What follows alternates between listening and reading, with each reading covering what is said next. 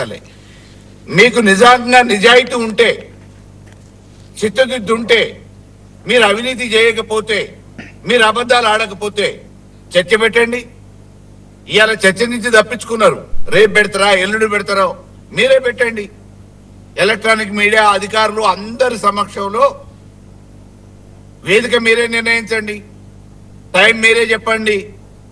వ్యక్తులు ఎవరు రావాలనేది కూడా మీరే నిర్ణయిద్దరు. ఈ అనవసరమైన ప్రసంగాలు ఎందుకు, బురదజల్లే ఉపన్యాసాలు ఎందుకు? మల్లయ్య గారు మల్లన్న చాలా మంచి చెప్పారు. చాలా ధన్యవాదాలు.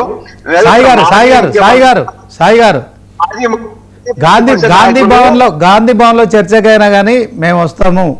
మీరు ప్రజలకు సమాచారం ఇద్దాము. ఎందుకంటే తలరాతలు మార్చేది వాళ్ళే. మీ తలరాత అయినా మా తలరాత అయినా ఎవరి తలరాత అయినా మార్చేది ప్రజలే కనుక ప్రజల సమక్షంలో చర్చ చేద్దాము.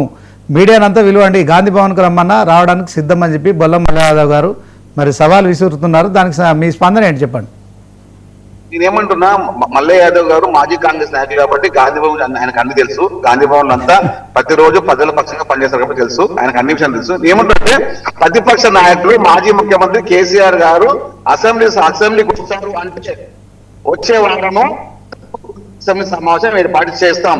అది చెప్పే ధైర్యం మల్లయ్య యాదవ్ గారికి ఉందా, కేటీఆర్కి ఉందా, కేసీఆర్ మన హరీష్ రావుకి ఉందా? చెప్పండి.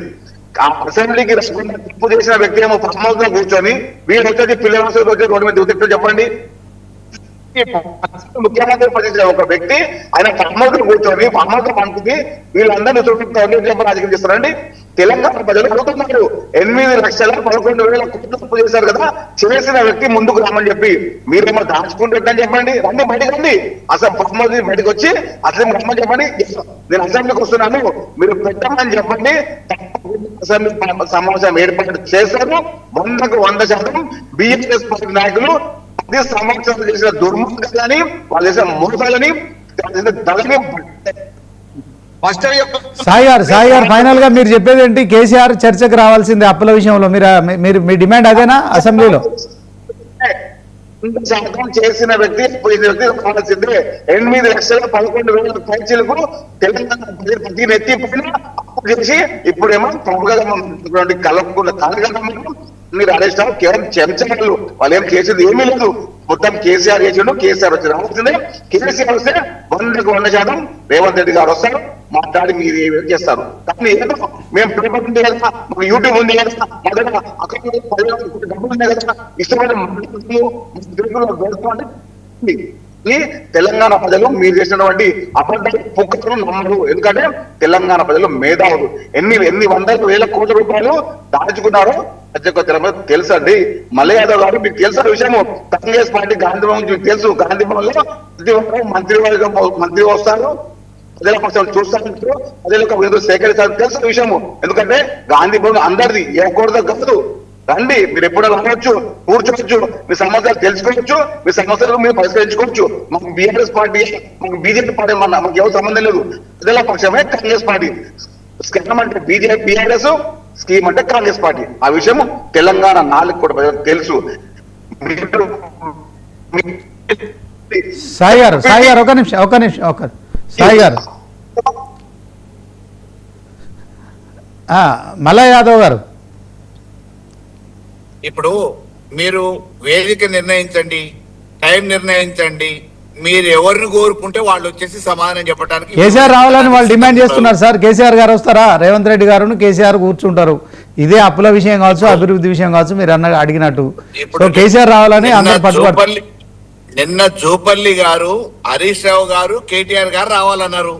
ఓకే అని చెప్పి అన్నాం. వాళ్ళే అన్నారు తెలంగాణ భవన్ కి రావాలని. వచ్చినాం, కూర్చున్నాం.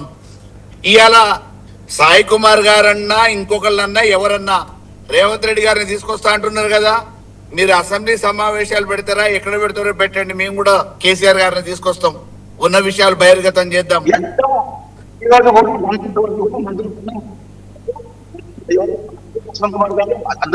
ఎందుకంటే కదా జూపల్లి గారు తప్పించుకున్నది అయితే మీరే కదా. జూపల్లి తప్పించుకున్నది ఎవరు? మీటింగ్ చెప్పండి. అసెంబ్లీ మీరు మళ్ళా చర్చ ఎందుకు పోయి మళ్ళా సాయి గారు చర్చ సాయి గారు ఎందుకు పోయి? సాయి గారు నువ్వు పెట్టు టైం పెట్టు, డేట్ డిసైడ్ చేయి, వెన్యూ డిసైడ్ చేయి. మీరు ఎవరిని కోరుకుంటే వాళ్ళు వస్తాం. తెలంగాణ భవన్ అయినా, గాంధీ భవన్ అయినా, అసెంబ్లీ అయినా, ఇంకెక్కడైనా ప్రెస్ క్లబ్ అయినా మీరు ఎవరిని కోరుకుంటే ఆ స్థాయికి తగ్గోళ్ళు వస్తారు. జూపల్లి కోరుకున్నాడు కేటీఆర్ హరీష్ ని, ఓకే డన్ వస్తామని చెప్పినాం. ఇవాళ పారిపోయింది ఎవరు? మీరే కదా. రేపు రాహుల్ గాంధీ వస్తాడా, రేవంత్ రెడ్డి వస్తాడా, మా కేసీఆర్ పెట్టండి. మీరు ఎవరిని కోరుకుంటారు ఆ వ్యక్తిని తీసుకొచ్చి పెట్టడానికి, మాట్లాడటానికి సిద్ధంగా ఉన్నాం. రైట్, ఫైనల్ సాయి గారు సాయి గారు ఫిక్స్ చేయండి. కేసీఆర్ గారు వస్తారు, రేవంత్ రెడ్డి గారు వస్తే అసెంబ్లీలో చర్చకైనా సిద్ధము, గాంధీ భవన్ అయినా తెలంగాణ భవన్ అయినా. దీనికి మీరు ఓకే అంటారా? 100% అసెంబ్లీ సాక్షిగా అసెంబ్లీ అనే దేవాలయము ప్రతిపక్ష నాయకులు మాజీ ముఖ్యమంత్రి గారు 100 వస్తున్నారంటే సమాజం ఏర్పడి మీకు రేపు చెప్తారా, ఎల్లుండి చెప్తారా? శ్రీనివాస్ గారు, సాయి గారు రేపు చెప్తారా, ఎల్లుండి చెప్తారా? టైం తీసుకోండి.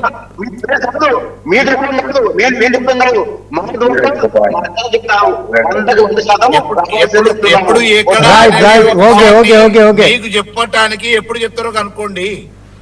డే టు టైం మీరు డిసైడ్